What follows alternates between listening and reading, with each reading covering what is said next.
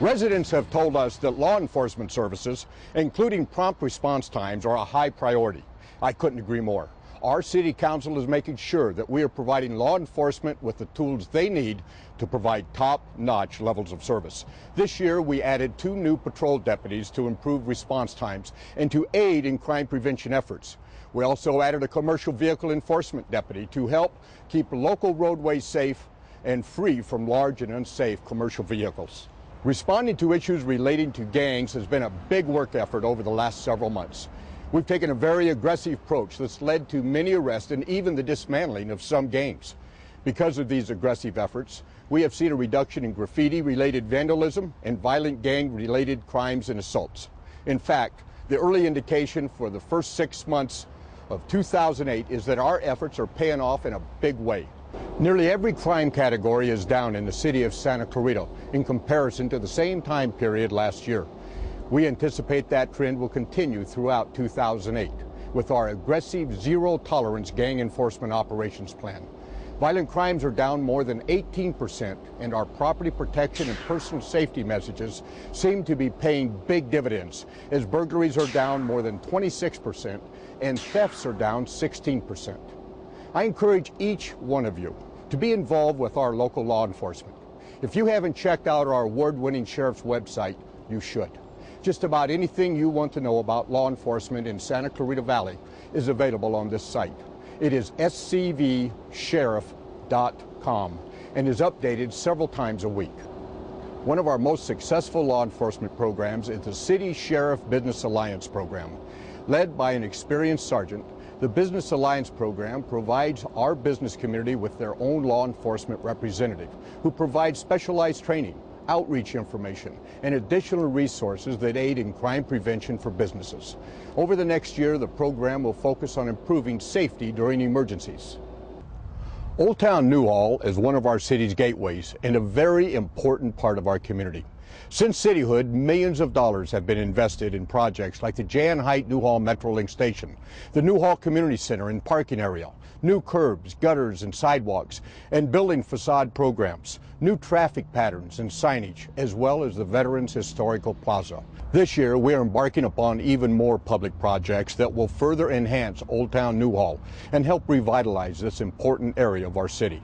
The first phase of the Main Street Streetscape program between 6th and Market will add street furniture, antique lighting, paved crosswalks, landscaping, and attractive seating areas, as well as other amenities that add to the visual appearance of the street. Future phases of the streetscape will commence as new development comes in and helps to pay for and actually construct these amenities. We are also beginning the design of a new and larger library in Newhall. The current library on 9th Street was built decades ago and lacks many amenities of modern libraries. We've brought together architects, the county library staff, and most importantly, you, the residents, to share ideas and discuss what should be included in this new library. Your comments during this process have been outstanding and will help shape the design of the new and larger library as we move forward. This is definitely not your grandmother's library. The community has told us that they envision their new library serving as a community gathering place with a performance and meeting area, classrooms, computers, a visitors area, and of course, lots of books. In the future, the development of the new library may serve a much larger commercial development with mixed uses including parking, retail, housing, entertainment, and business needs. The design of the library is planned to be complete within the next year, and construction should start by the end of 2009.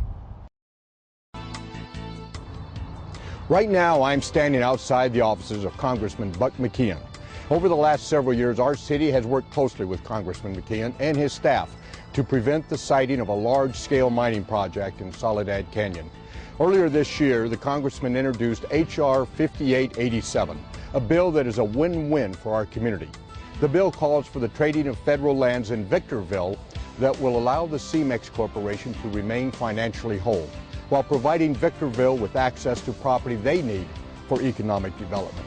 For Santa Clarita, it will mean no mining project in Soledad Canyon ever. Together with our city staff and Council Member Weste, we have traveled to Washington, D.C. several times to help move this legislation. Here in the community, We'll work hard to garner support from key groups, agencies, and individuals that will assist us in this endeavor. Our goal is to get this legislation passed in the near future, and we are doing everything we can to that end. My hope is that when we stand before you a year from now, it will be with the bill in hand, signed and passed. I want to thank each of you for your support during this arduous process.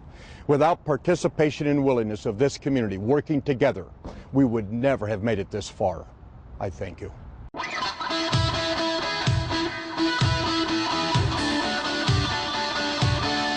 Last year, when I talked to you about the Cross Valley Connector, I was standing at the newly completed gap closure section of the 8.5-mile roadway project.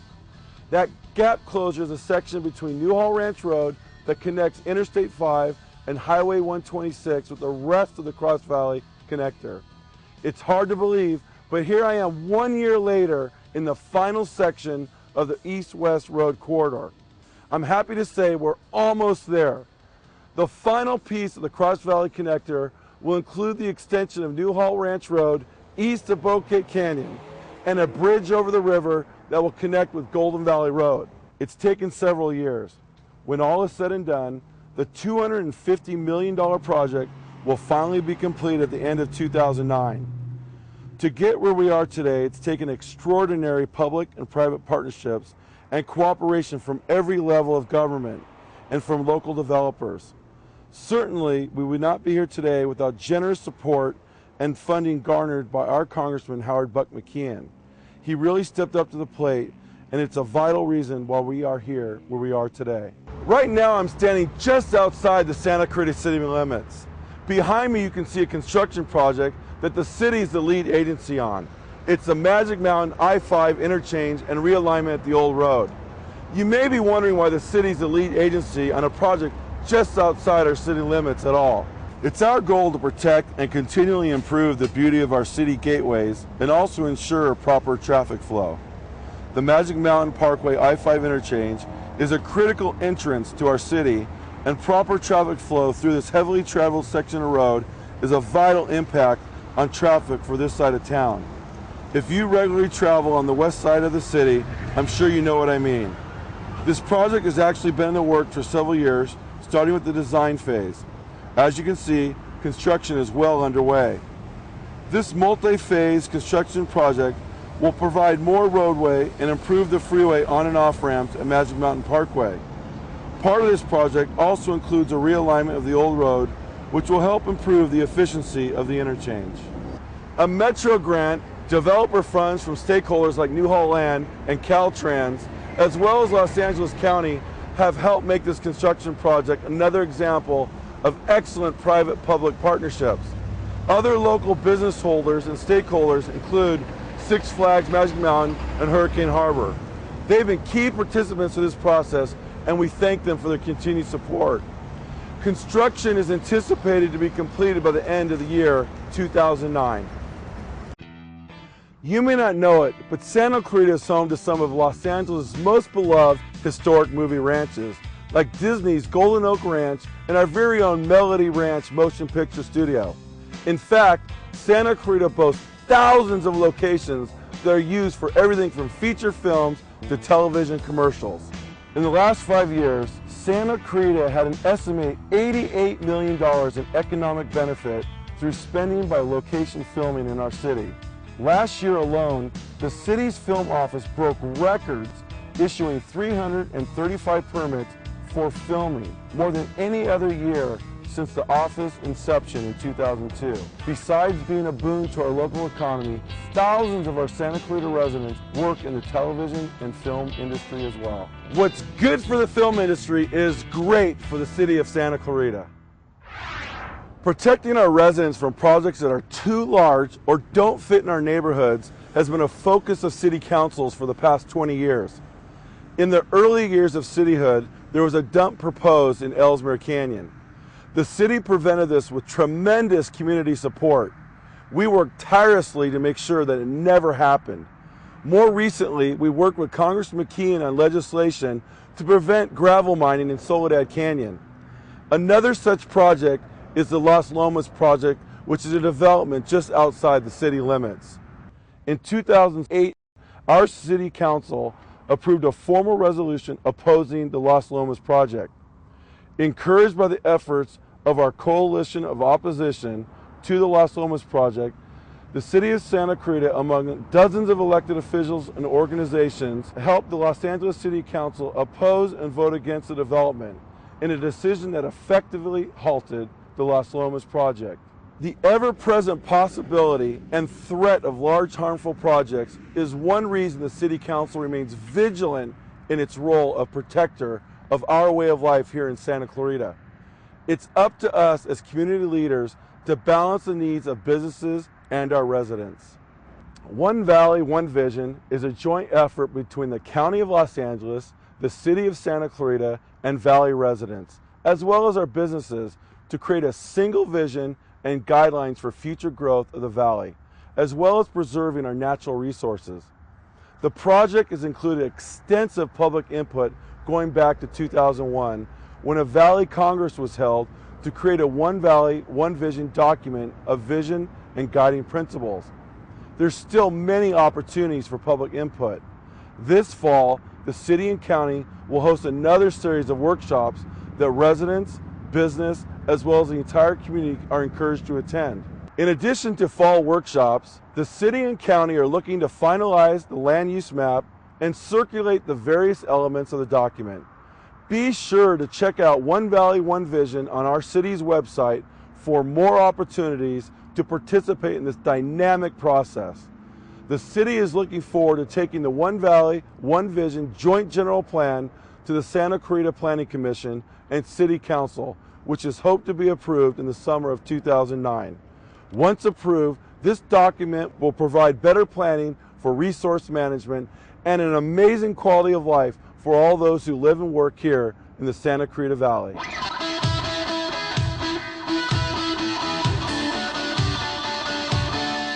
If this truck is a familiar sight to you, then you're not alone. The city's graffiti abatement truck is seen regularly traveling through our city streets and neighborhoods, searching for graffiti to get rid of. Did you know that the average cost of graffiti removal is over $380 per hour? Last year, the city spent over $500,000 eradicating, documenting, and otherwise servicing our graffiti program. Sadly, these are dollars that are not being spent on roads or parks or programs. Our City Council is dedicated to maintaining a zero-tolerance policy toward graffiti, and we've done our very best to give city staff and law enforcement the tools they need to keep Santa Clarita virtually graffiti-free. Our award-winning graffiti tracking system, the program's centerpiece, is a centralized, web-based application that allows multiple agencies to manage and track graffiti incidents through the Internet. Agencies like the City, the County of Los Angeles, and the Sheriff's Department are able to successfully identify and track taggers. Right now, we have 10,000 incidents of graffiti in the system. This program has led to an increased number of arrests for graffiti, as well as effective communication among the agencies involved. It also has helped our city create a streamlined approach, which results in quicker cleanup of graffiti. Recently, our city produced a special video called Tag You're It. This video is used for outreach in local schools as a tool to prevent graffiti tagging. The video features interviews with 2 convicted teenage taggers and their experiences in the system. The video also features a parent of a convicted teen relating her experience and offering advice to other parents. Reaching out to the community serves as another means for our city to approach the issues related to graffiti in a comprehensive way. This is the city's Youth Grove at Central Park. Tucked behind a grove of trees, the Youth Grove is a quiet place for reflection, as well as an education for our youth. To date, over 70 young people are represented here with tree stumps, signifying their young lives tragically cut short by reckless driving. Created through the efforts of the city, the Blue Ribbon Task Force, and local businesses, the Youth Grove is truly a somber reminder of how precious life is and how important it is to always be vigilant behind the wheel. The Blue Ribbon Task Force includes representation from our school districts, the city, local nonprofit organizations, parents, and citizens. All of these dedicated community members truly care about the welfare of our teens and understand the importance of being proactive with programs and information. Next week, the Blue Ribbon Task Force and the city will be presenting Teen Scene Unplugged, with this year's topic focusing on the teenage brain. Teen Scene Unplugged has been a valuable resource to Santa Clarita for several years now, and I encourage you as parents, educators, and those who care about teens to attend this important program. Ah, high school. Great memories. Well, mostly. As many of us know, high school can be a very difficult time for teens. The city's teen programs provide a wide variety of opportunities for young people to plug into our city and effect positive changes in their lives. Our Visions in Progress, or VIP program, is a youth advisory committee that provides input to the city on a variety of major projects. These teens also have the opportunity to meet with government leaders and become involved in the process of government. The VIP group currently numbers 43 teens and is a tremendous experience for those who take advantage of it. Along with VIP, the city once again held its Youth in Government program. Youth in Government teens participated in summer internships and worked alongside members of the city staff, along with members of the sheriff's and fire departments. The entire group of teens worked toward their last project, which was a Conversation with the Mayor television program, which aired in July on Channel 20. During this program, teens led a question and answer session with Mayor Kellar. Talk about must-see TV. Another exciting teen opportunity is our Youth Employment Program, which provides high-risk teens with job placement and job skills training. It's part of our Anti-Gang Task Force program, and since 1991, over 1,000 high-risk, low-income, and special education youth have received job placement and training. This year we hired 56 teens for the summer program, and we currently have 25+ employers on board. Truly one of the biggest reasons Santa Clarita is such a wonderful community is the advancement of partnerships. To date, the city has enjoyed many public and private partnerships that have resulted in tremendous benefits to the community. The College of the Canyons Performing Arts Center, which you see right behind me, is a shining example of the benefits of partnerships. As a community partner with COC, the city contributed monetarily to the construction, which resulted in more seating and the ability for community groups to host performances at the center. In Newhall, the city's 5-acre Creekview Park is actually located on property owned by the Master's College. The park is an amazing amenity for the residents.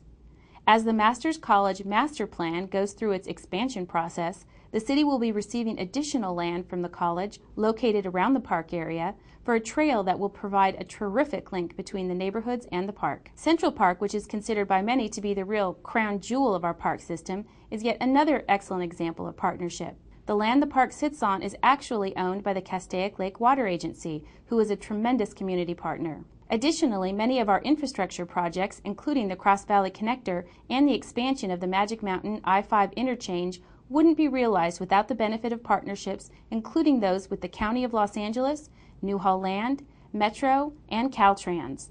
These partnerships are formed with thoughtful, caring organizations, and each of us reap the rewards on a daily basis.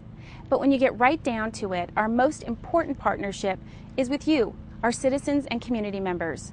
Residents and businesses provide invaluable partnerships every day. Whether it's taking advantage of one of the city programs or answering a survey or even showing up here today, each of you is a valuable partner in helping make Santa Clarita a great place to live, to work, and to play.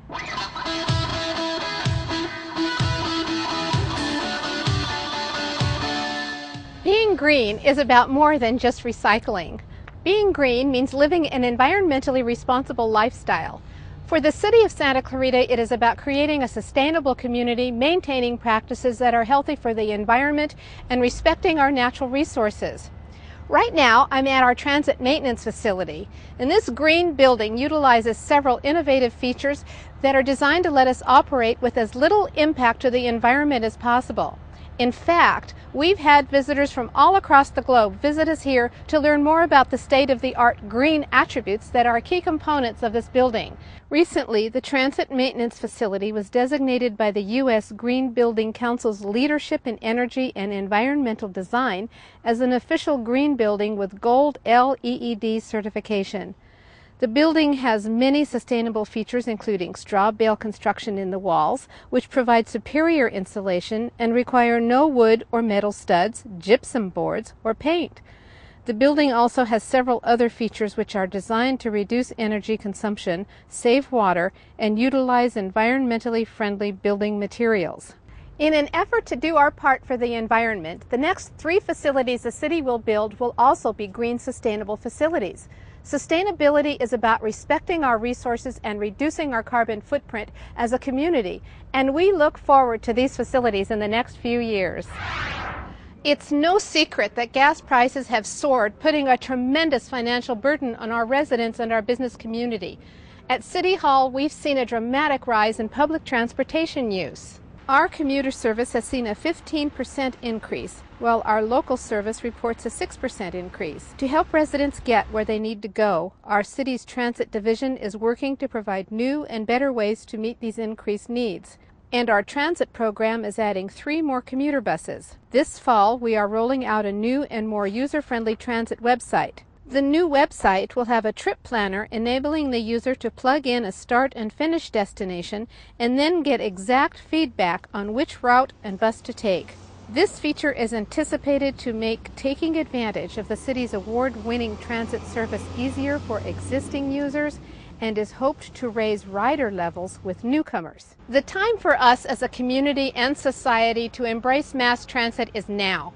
I am very proud to serve on a regional committee to bring the Orange Line maglev to our community.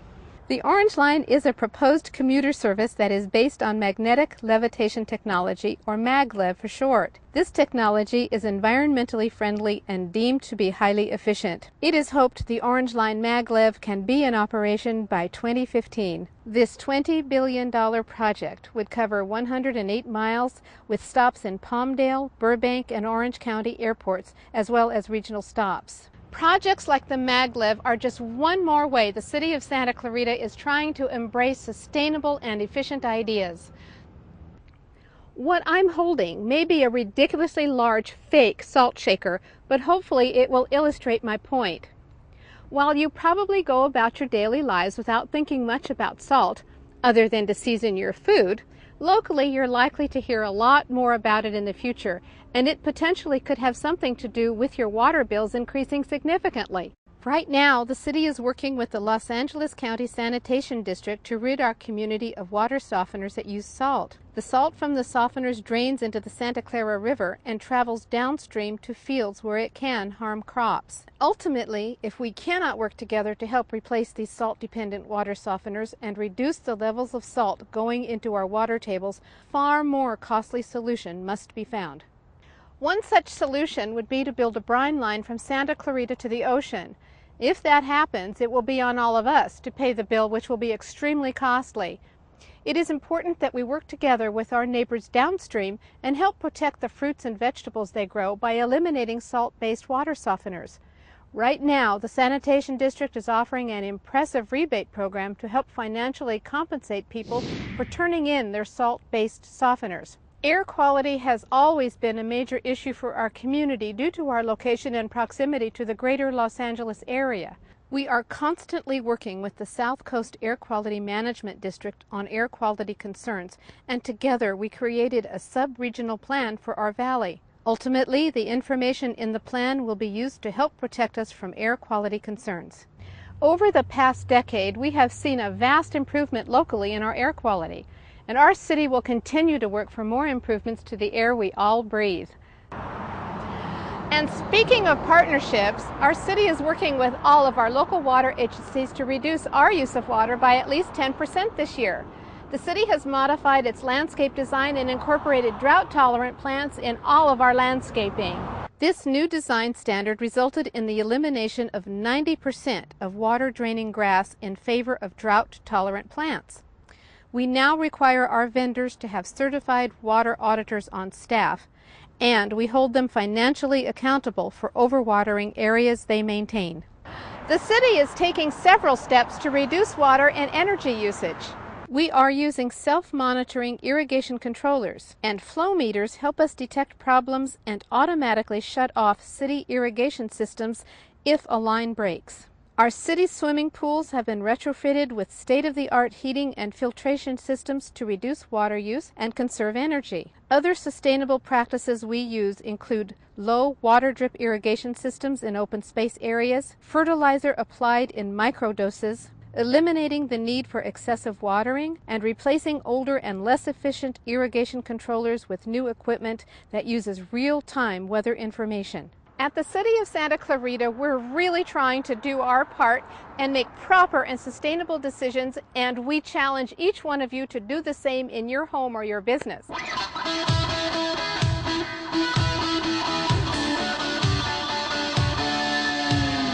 Santa Clara River runs the length of our city and is the last unchanneled wild river in the region. Besides providing a valuable wildlife corridor, the Santa Clara River is an extremely important water resource to our community and one we work diligently with our community partners to protect. Soon we will be constructing a trailhead on a half-acre parcel that is part of a 41-acre city-owned park site here along Lost Canyon Road in Canyon Country. Improvements here will include landscaping with shade trees, vehicle and horse trailer parking, hitching posts, benches, a bike rack, and 2 drinking fountains for pets and their owners.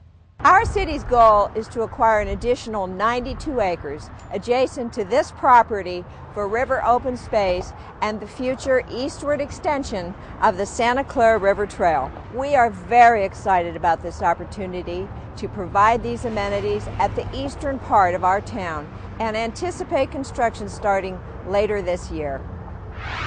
You can't talk about the City of Santa Clarita's most requested without talking about the acquisition of open space.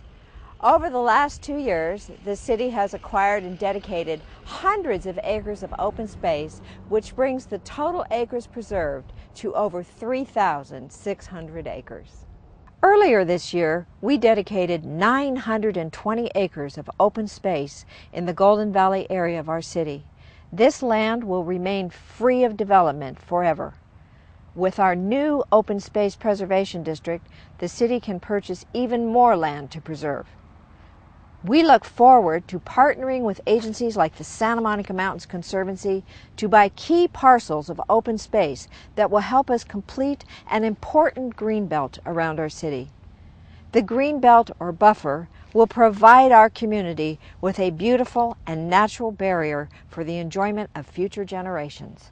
Another bonus of the Open Space District is how it helps Santa Clarita in our efforts to prevent a mega mine in Soledad Canyon. The city was able to purchase 500 acres where the proposed mining project was planned. This further assisted our city in preventing the mining project. Whether it's open space or parks and recreation facilities, our philosophy is simple. Now is the time to invest in our future quality of life. Santa Clarita, if you're looking for more parks and open space, we're playing your request. Right now, your city is in the design phase for a new 35,000 square foot project at Central Park. This expansion is planned to include a water play area for tots, a recreation center and gymnasium, adding exercise and dance rooms, plus racquetball courts, volleyball courts, and much more. We are absolutely thrilled to embark on this new expansion of Central Park. As with all of our projects, the community will play a vital role in helping us determine future park use. Central Park is the 130-acre crown jewel of the city's park system. You may have visited for organized sports, our new dog park, Central Bark, or you may be one of the estimated 30,000 residents who enjoy our free Concerts in the Park series each summer. The City of Santa Clarita is very committed to protecting our environment, and our green approach to building new facilities will help preserve our planet for future generations. Since cityhood, many things have changed here in Santa Clarita. One thing that hasn't changed is the City Council's commitment to building quality parks and facilities while providing first-class recreational opportunities to the residents of Santa Clarita. I am standing at the City Sports Complex. It is a great example of that commitment.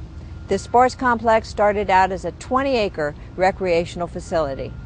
Right now, it is home to our aquatic center, activity center, gymnasium, and our skate park. As you can see, this complex is under construction to add even more amenities. New construction on the adjoining 38-acre site includes an off-leash dog park, 2 outdoor basketball courts, a new and larger skate park facility, a multi-use field, and another gymnasium. As with all the parks and recreational facilities the city builds, your input is critical to every step of the planning process. Our state-of-the-art skate park was designed in conjunction with the best experts we can find, the actual kids who will be using it. Santa Clarita skaters were instrumental in the design of the park and were anxious to get the project completed so they can all begin enjoying it. The construction that's underway right now will take us well into the next 2 decades and beyond. The newly expanded sports complex will continue to provide Santa Clarita residents with first-class recreational opportunities for generations to come. This expansion project is just one part of our city's commitment to build a healthy community. You can look forward to the new skate park opening early next spring. We want you to know we move heaven and earth for our residents. Yeah!